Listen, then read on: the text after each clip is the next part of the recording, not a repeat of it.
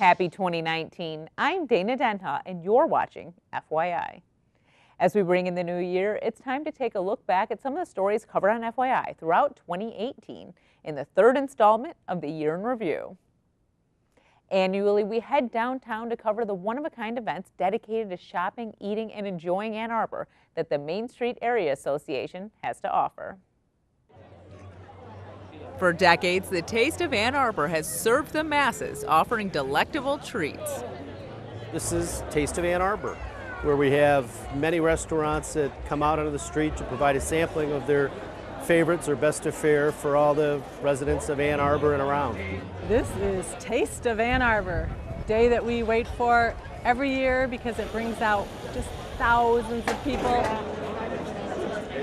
Just a lot of great food, a lot of great businesses, just hanging out and serving up all of our great treats and food. The Taste hosts established restaurants as well as those new to the area. Our business, LeBone Macaron, started as a family business. So all of us are involved, both my siblings, my parents, my husband's even here. So we're all really involved. We have 3 stores. We specialize in French macaron. We got good food, fun atmosphere. You know, the servers make it fun for you. Our food, I think, is top notch, definitely. We've been here 42 years and we have seen, you know, some restaurants come and go, and we are still here probably because we have the best seafood this side of the Mississippi.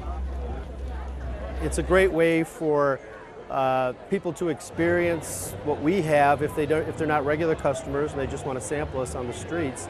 It's a perfect opportunity for us to showcase what we do at Conner O'Neill's and maybe get a future customer. It's a great community event because one thing that brings people together is definitely good food, good drinks. There's a ton of people here, so obviously everyone else agrees.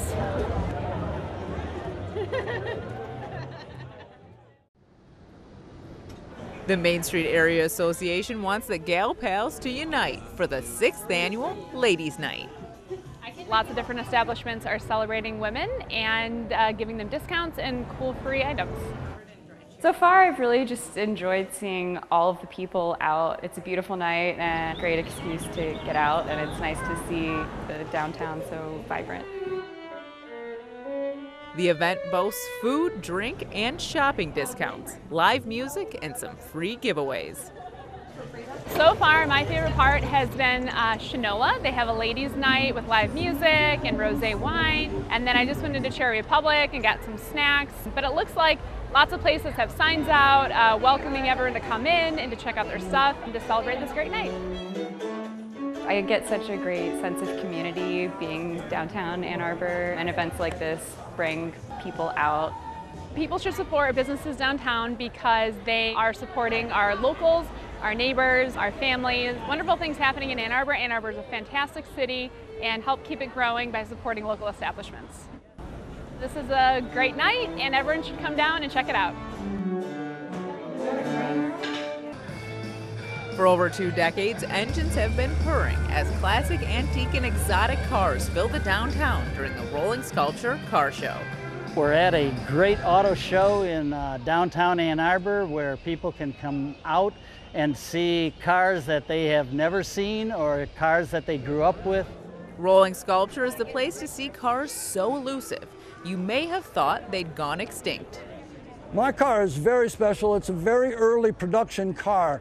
Austin and Healey got together in 1953 to make the Austin Healey 104, and that's what my car is. The 100 stands or was given the designation because they wanted the car to go 100 miles an hour, and the 4 was it was a 4-cylinder engine.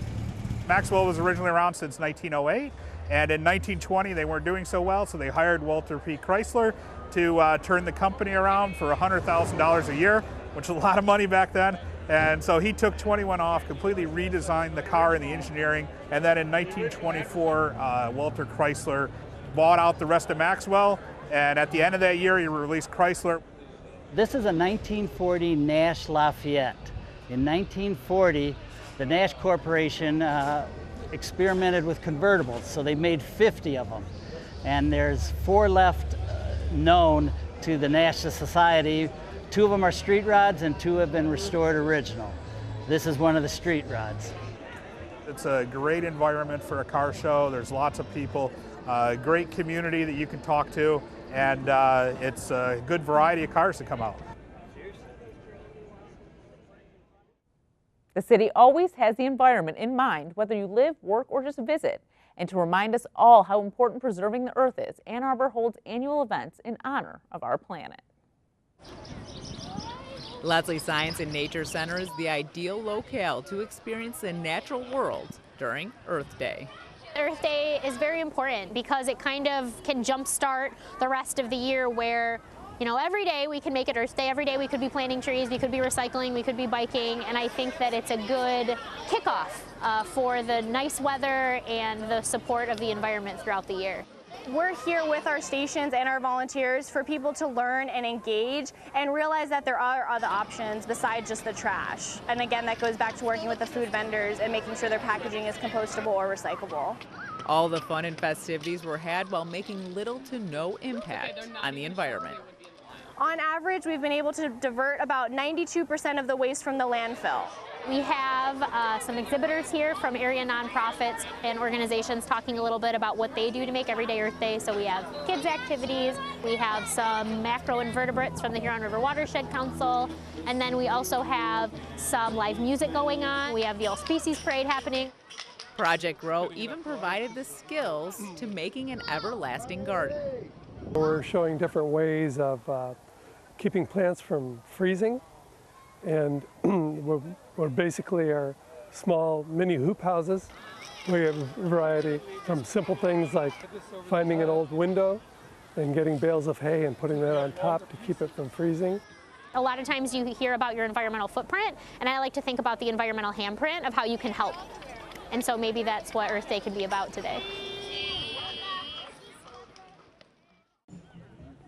For 38 years and counting, Huron River Day has provided a wealth of knowledge and entertainment. It's just so everyone can get out and enjoy and appreciate and enjoy the river and have fun outside, and then hopefully they become good stewards of the river. There are numerous ways to enjoy a trip along the mighty Huron. Whether that's getting on it, canoeing or swimming or kayaking or tubing, or walking alongside it, enjoying the birds and the other wildlife, or maybe just sitting and painting or taking photos of it. The day always focuses on ways to keep the river thriving. The dirt doctors are trying to raise awareness around erosion control, so that's one of the biggest pollutions that we have in our river. The stream table is out of the University of Michigan Natural History Museum, and it's just a way that children can affect how the river and the stream flows, and so they like dam it up and then show how the water opens up. And the entertainment lineup was must-see. I was asked to bring dance to the Huron River Day, and I thought it would be a really amazing opportunity to build a performance for the children and actually invite them to dance with us. Because they have a butterfly house this year at the event, I thought it would be really fun to have a butterfly dance for the children. And then Joe Riley, who has a wonderful song about the Huron River and does children's music.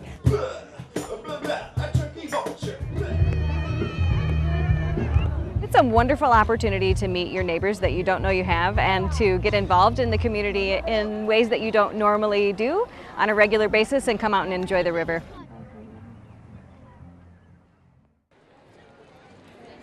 "18 years ago, then Mayor John Heefsha created a venue for green living and sustainability to be celebrated annually in the downtown. It's an initiative to get people out and get an understanding and an appreciation for what people can do for the environment and what's happening in our community. The Green Fair boasts numerous organizations teaching the ways to maintain a brighter tomorrow. We're interested in the stewardship of the Great Lakes, and we're also interested in services such as marine transportation. So you see those freighters when you're out in the Great Lakes. Well, how do they know when they can go out? How do they know when conditions are safe? How do they know when there's going to be ice? The city's had a program of planting a lot of new trees, and those trees should be pruned every 2 to 3 years. So the citizen pruners are working on the ground using hand loppers, pole trimmers, small hand trimmers and saws, and we take care of the small trees in town. Composting with the City of Ann Arbor is different than most other cities in that you can compost your table scraps, including meat and bones. And it's also to talk about circular economy, which is the idea of not throwing things away, viewing waste as a resource.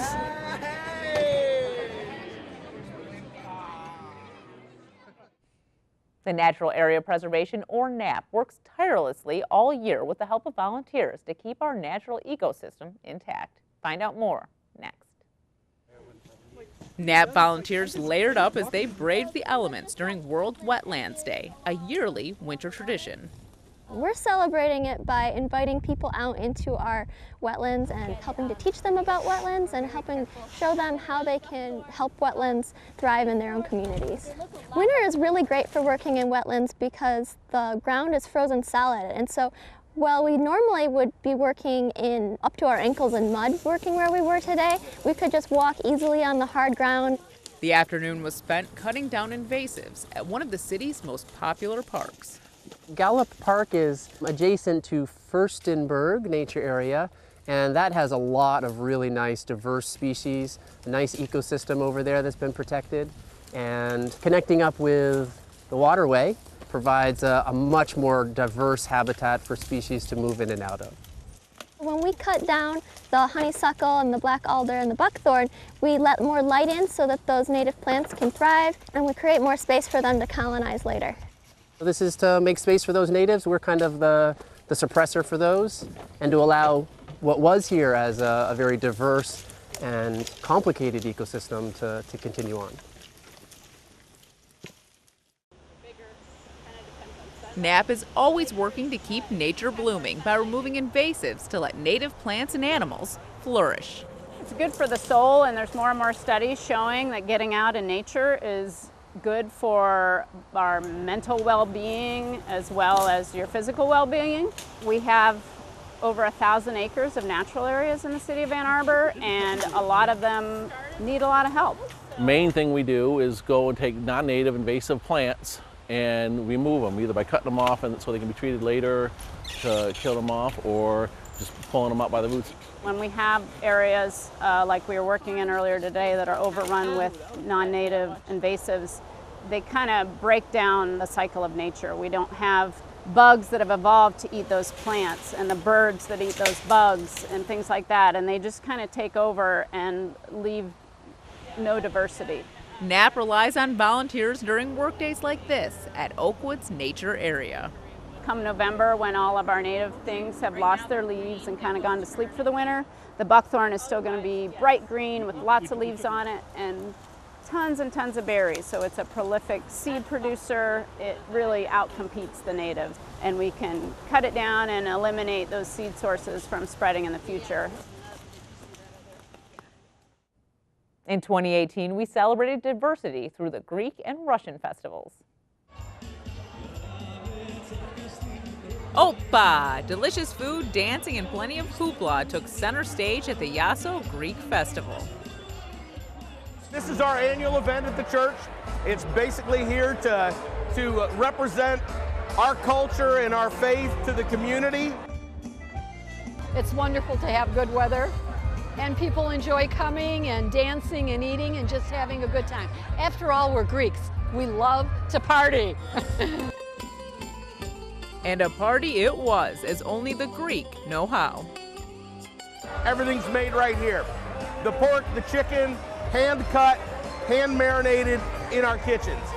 So they are traditional recipes that we've basically had during festive events, whether they be feast days at home, special commemoration days, or just, well, some of us spend a lot of time in the kitchen, so they're everything that we grew up with, things that our parents brought and raised us on, and the same thing we're doing with our children as well. We like to perform dances that come from different parts of Greece. So we might have some island dances. We have some dances from mainland Greece, some from the Peloponnese. We always like to do just a little something extra. So you saw the straw hats that the men were wearing. and the floral aprons with the headdresses. And so that little skit was that two men were interested in a couple ladies and they danced with them. The only problem was we had another dancer that came in and got the girls. We get to celebrate two things: philoxenia, our love of others, and the next thing's our hospitality. So let us share our hospitality with you. Come on out. Again, have a great meal.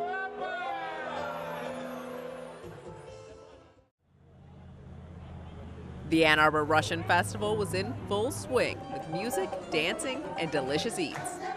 The first year, they simply started off as a fundraising thing for building fund to build a new church.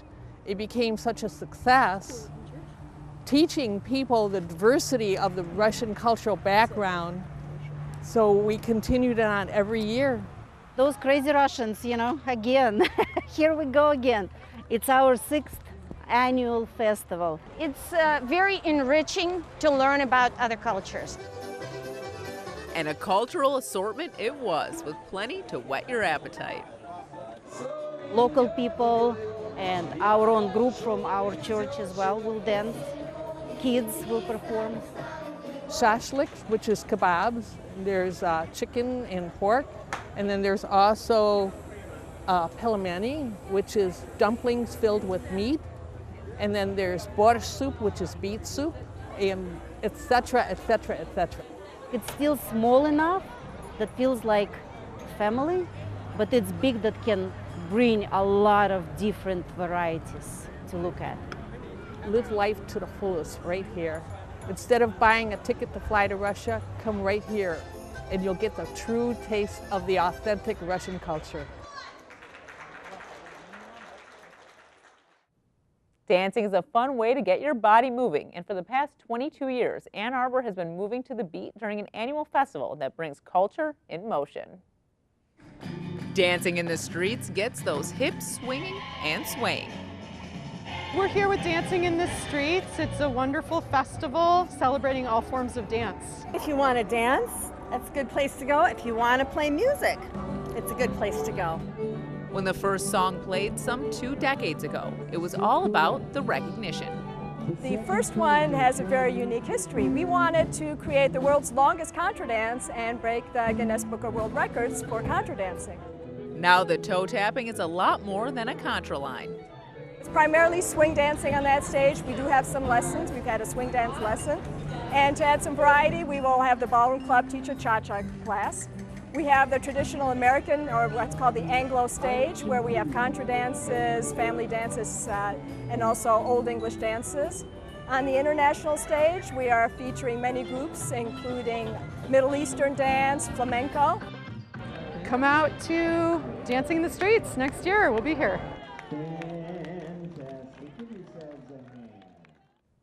Leslie Science and Nature Center has a plethora of creatures that we live side by side with, and they are always enthusiastically ready to teach us about animals native to our area. The Organization for Bat Conservation closed their doors, but when the bats had to find a new place to call home, Leslie Science and Nature Center was a place of refuge. We accumulated up to 20 of their native and non-native bat species.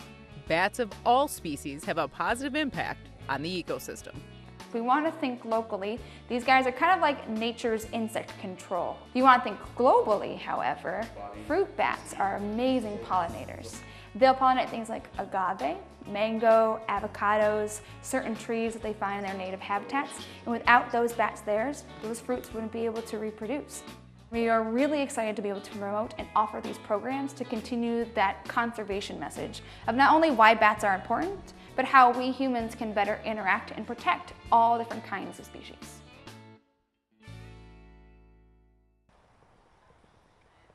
People had a hoot as they delved into the mysterious world of owls. owls are probably the only awake top predator that we have here in Michigan that really takes on the way of doing the checks and balances of a lot of those smaller species. Without top predators, we might be overrun with prey items like mice. And with lots of mice, we might run out of certain plant species or some of their food too. So having a top predator like an owl helps create a balance throughout the ecosystem. More importantly, the food web that occupies it as well. Feeding the owls at Leslie SNC come with their own set of challenges. The food that the owls are eating is actually soaked in water first, just to make sure that the birds are getting some hydration. And then we actually eviscerate the rats. So we take out basically the stinky parts of the rats, intestines, bowels, things like that. The parts that nobody wants to eat because they don't taste very good. And then after that, we keep very careful track of how much weight in food each bird is getting to make sure that it's at a healthy weight for the temperature of the season. But you also have to take into account the thrill of the hunt. You can construct different things out of toilet paper tubes and bottles and rope and things like that. And sometimes we hide some of their food in there or just put different toys in that are sort of locked together, and the birds get to actually play with them. After digestion, the owls actually leave clues to the meals they devour.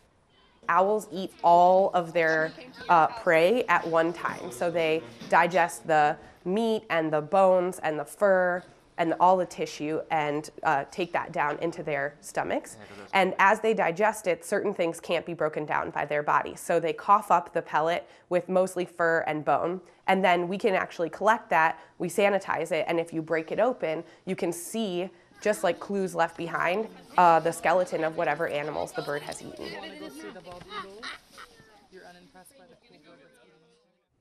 Dance Marathon at the University of Michigan is the largest student group on campus as they strive to make a difference in the lives of children in need of pediatric rehabilitation. Dance Marathon at the University of Michigan is on a mission for change. We're actually the largest student nonprofit in the state of Michigan, which is super cool. So we raise funds and awareness for pediatric rehab, and so we support therapies at Mott Children's Hospital and Beaumont Children's Hospital. So there's something like over 27 therapies that we support. To kick off the new year, the DMUM students held a family-friendly fall festivity. It's a dance marathon pumpkin carving. We had a family entrance where all the families walked in, they got to meet their team, and then there's all kind of like fall events, there's pumpkin carving, karaoke, and then all different kind of like fall themed games for the families to play with their team today. It's all for a good cause. We carve pumpkins, all of the therapists come and they have a booth, they'll tell us about the therapies they do.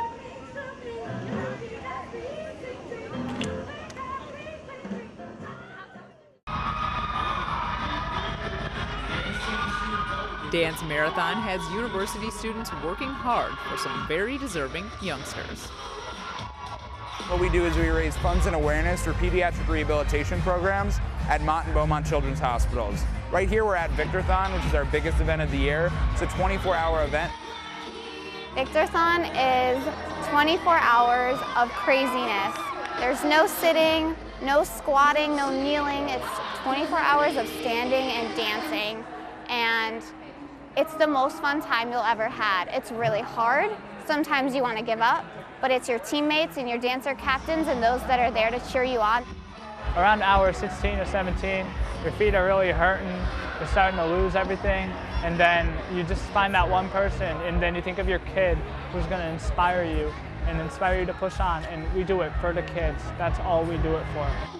The 24 hours of standing is a chance to really feel what does it mean to push yourself beyond your personal comfort zone.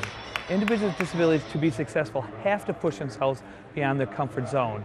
And these students here get a chance to lean on each other, to help someone when they're feeling down, and to be helped by each other. Dance Marathon to me is a dream come true. It's a dream come true for the kids, it's a dream come true for the families, and it's a dream come true for all the dancers and the people that help support it. We provide an experience for families that can't afford rehabilitation services, and we help give children the childhood they deserve. Thank you for raising money for my hearing aids. Thank you for raising money for the ability for me to walk as a child when I was 2. And thank you for just everything you guys have given me with your great organization.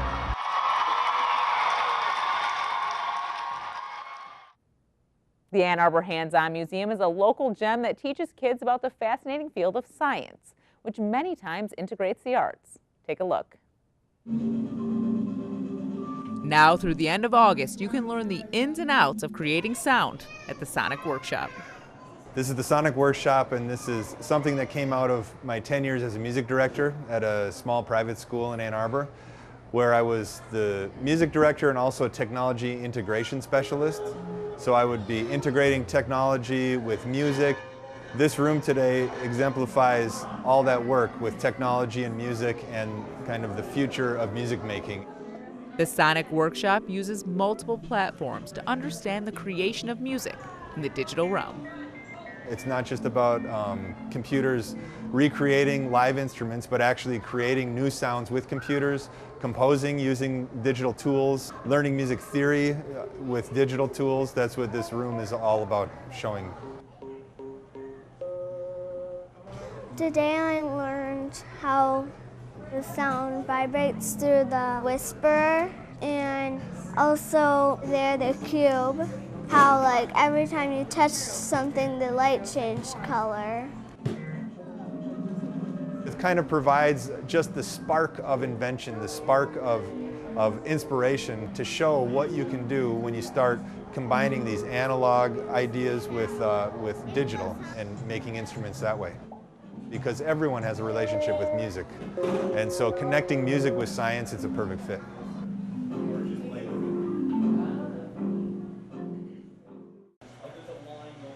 Dominoes have fascinated Brady Dolan since he was 6 years old. He shares his creations with the world via his YouTube channel, BP Doles.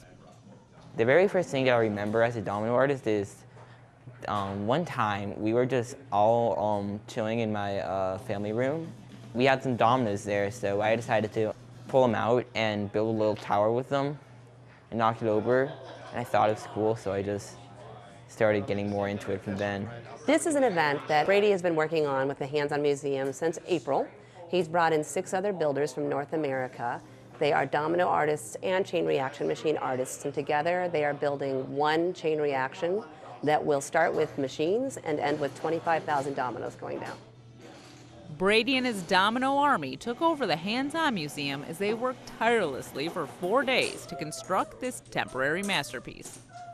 Dominoes and machines definitely complement each other because they're both forms of kinetic art. So they're both in motion, they're both very satisfying when they fall, they're both meticulously placed. So there's a lot of connections and relations between the two, and I think they're both very interesting to watch. For them, it's the satisfaction of building something that's beautiful and that works. For those of us watching, it is beautiful. There's all these color combinations, there's these really, really cool tricks that they've created out of household items, K'NEX pieces. And there's also the fact that it's pretty much instant gratification because the whole setup will probably only take 10 minutes to go down. So you don't have to invest too much in it. It's pretty and it's fun and it's pretty awe-inspiring.